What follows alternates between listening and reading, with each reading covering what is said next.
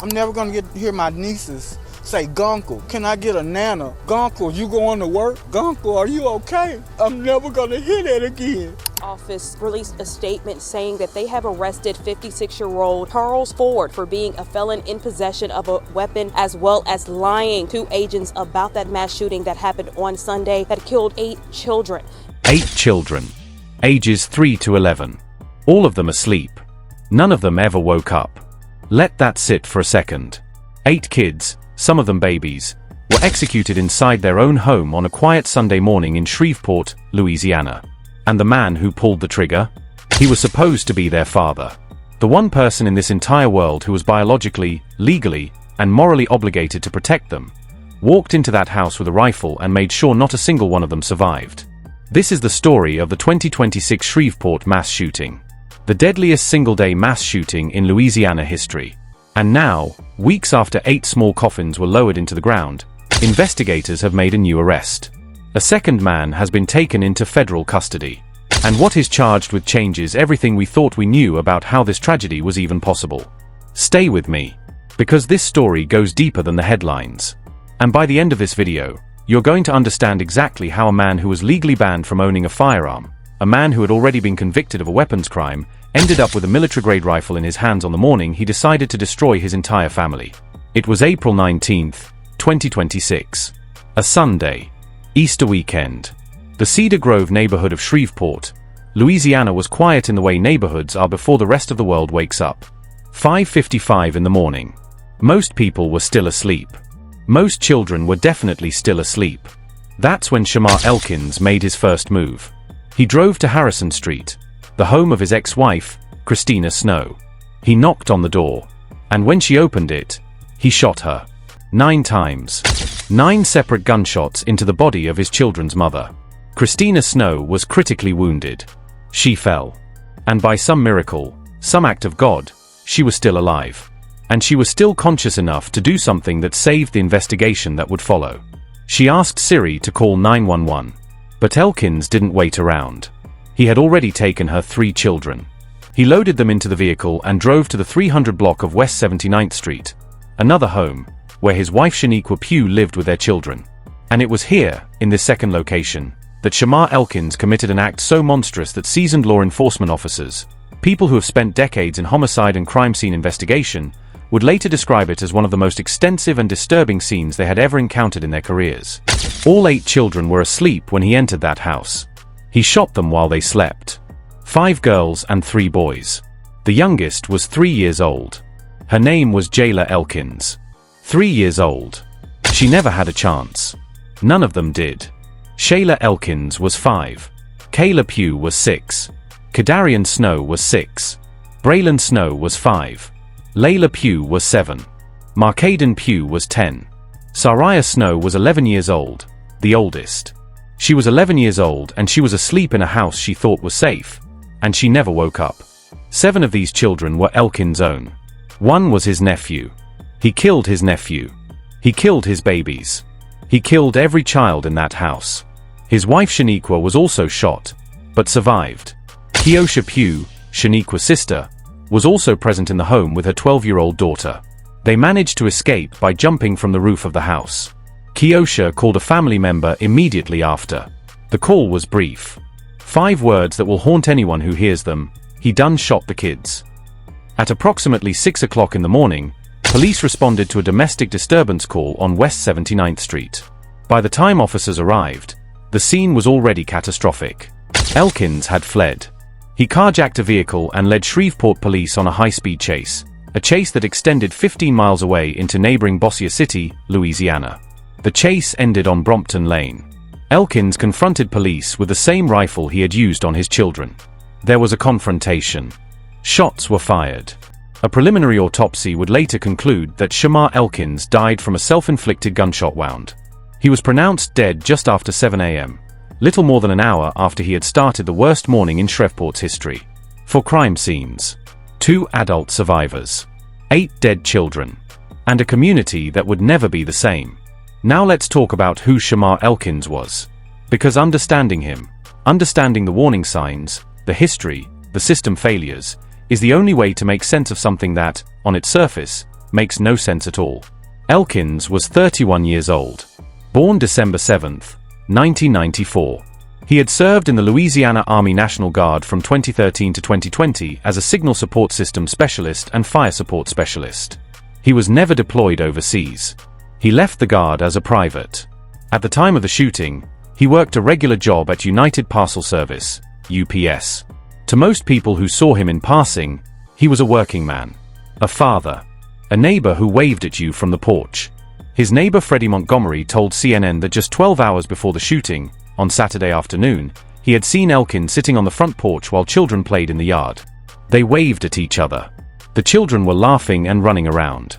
There was nothing in that image to suggest what was coming. On Easter Sunday, just days before the shooting, Elkins had posted a photo on Facebook of himself with all 7 of his children. He captioned it, "All my kids." He had also shared a photo of his eldest daughter just the day before the shooting. He posted a poem on April 9th, addressed to God, that read, in part, "Today I ask you to help me guard my mind and my emotions. When negativity arises, remind me to say, it does not belong to me, in the name of Jesus." That was Shamar Elkins on the outside. A man posting scripture. A man photographing his children. A man who, to the world looking in, appeared to be holding it together. But inside, the story was completely different. His marriage was collapsing. He and his wife Shaniqua Pugh, whom he had married in 2024, were in the process of separating. They were due in court on April 20th, the very next day, to sign divorce papers. Elkins' brother-in-law, a man who had tried to be a support system for him, told CNN that Elkins had been devastated. He loved his kids, the brother-in-law said. Everything had felt like it was falling apart for Elkins. He reportedly told his own brother, "Bro, I don't want to lose my wife." The mental health deterioration had been visible to people close to him. According to his biological mother, on April 5th, just 2 weeks before the shooting, Elkins called her home and spoke to his stepfather. He told him that he was having dark thoughts, including thoughts of suicide. And then, abruptly, he ended the call. His last words before hanging up were, "Some people don't come back from their demons." He had also sought help. After concerns were raised, Elkins visited a nearby Veterans Affairs hospital for mental health evaluation. His brother-in-law later said that Elkins had taken medication and participated in counseling there. He stayed at the hospital for a week and a half, and then was released.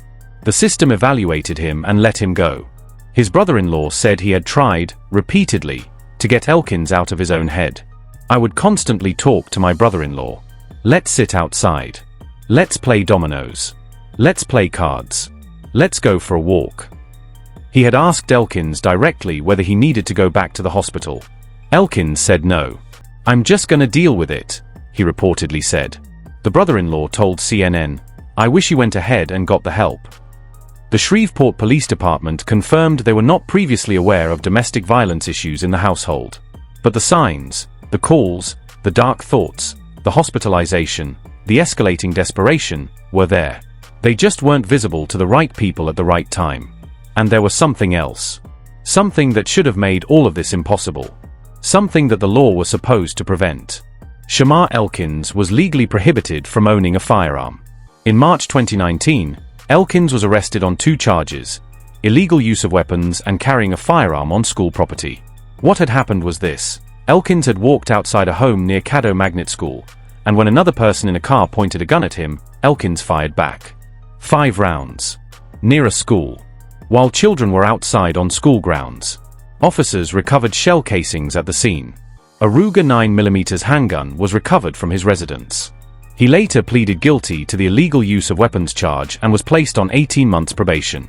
The firearm charge was dismissed, but the conviction remained on his record. And under federal law, that conviction, illegal use of a weapon, meant that Shamar Elkins was no longer legally permitted to possess a firearm. Ever. Shreveport Police Chief Wayne Smith confirmed this publicly. The ATF was immediately called in to investigate the one question that law enforcement, journalists, and a grieving community all needed answered. How did a convicted felon, a man legally banned from touching a gun, end up with an assault-style rifle on the morning he killed 8 children? The answer came on April 21st, 2 days after the shooting. And it came in the form of an arrest.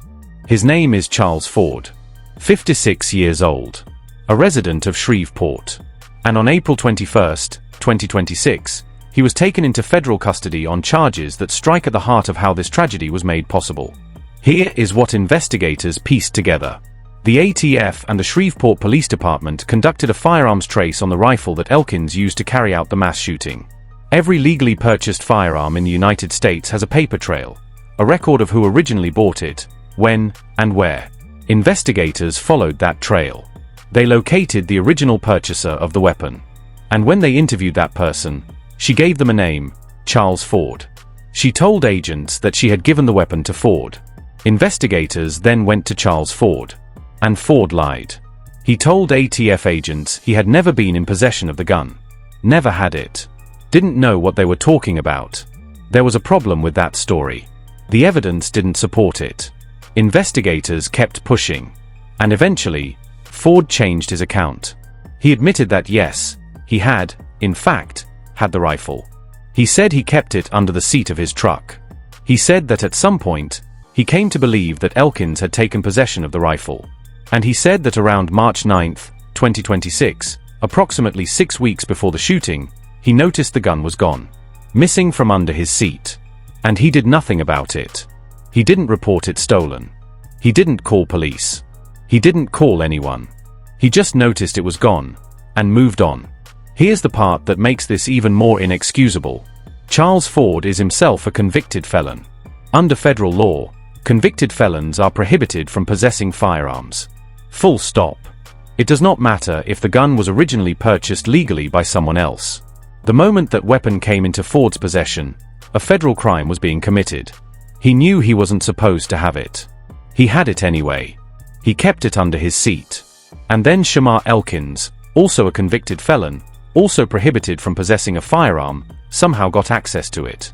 Charles Ford now faces 2 federal charges. The first, possession of a firearm by a convicted felon.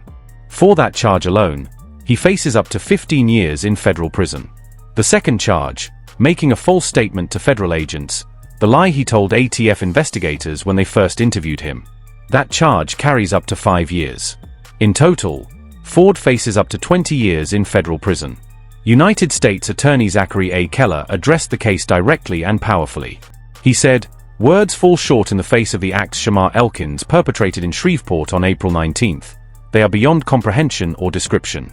Our law enforcement partners are investigating every angle of how this tragedy came to occur, and this case arises from that investigation.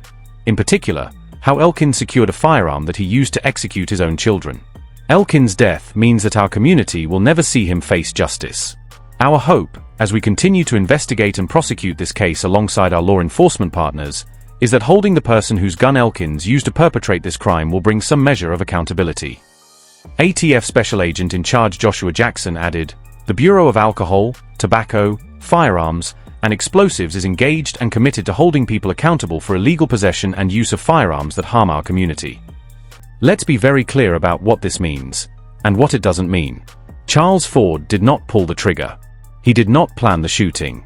There is no evidence he knew what Elkins intended to do with that gun. But what he did do was this. He, a convicted felon who had no legal right to possess a firearm, held onto an illegal weapon, and then allowed it to disappear without reporting it.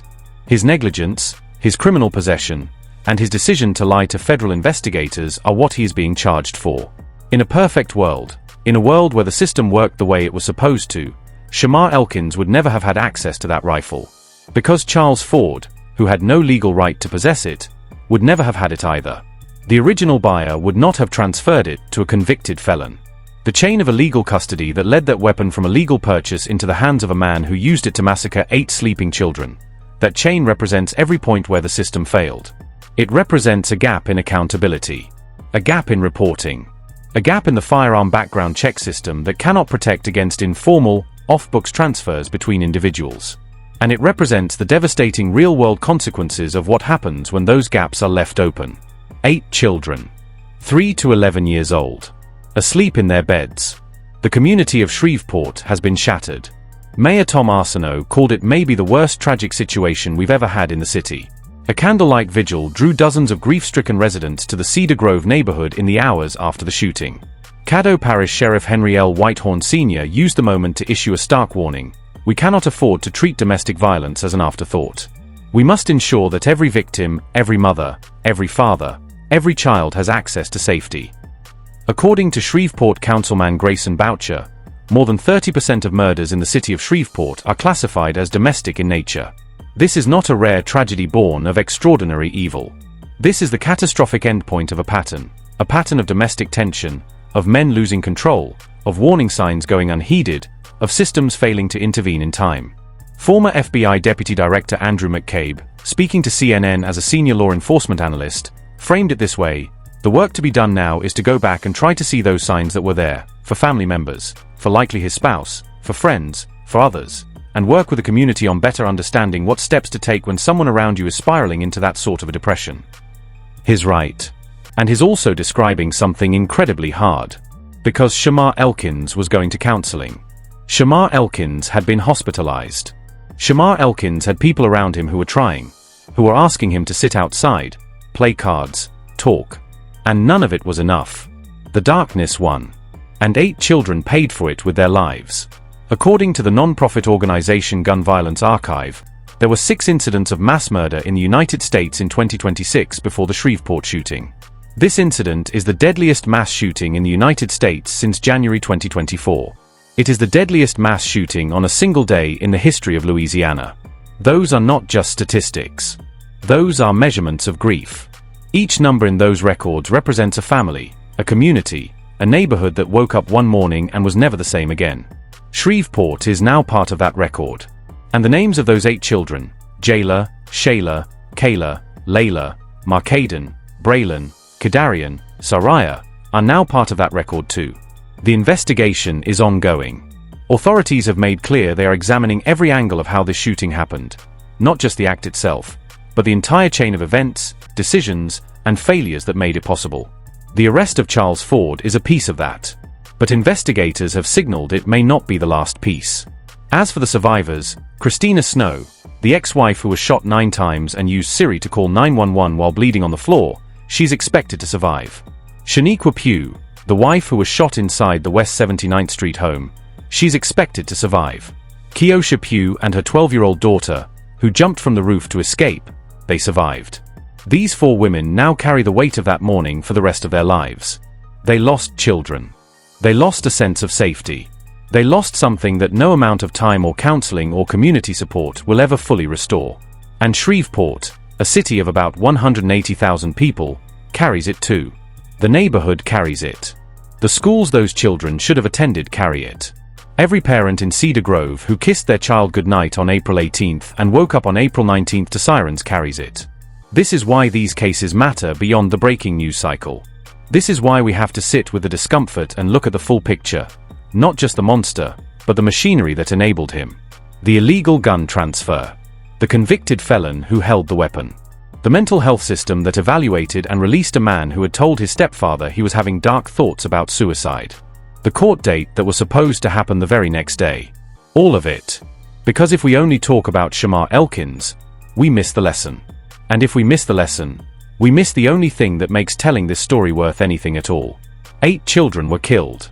Their names deserve to be remembered. Their lives, however short, deserve to be lived fully and safely. And whatever we can learn from the failures that led to their deaths deserves to be taken seriously. Rest in peace, Jayla. Rest in peace, Shayla. Rest in peace, Kayla. Rest in peace, Layla. Rest in peace, Markaden. Rest in peace, Braylon. Rest in peace, Kedarian. Rest in peace, Saraya. You deserved so much more than what this world gave you.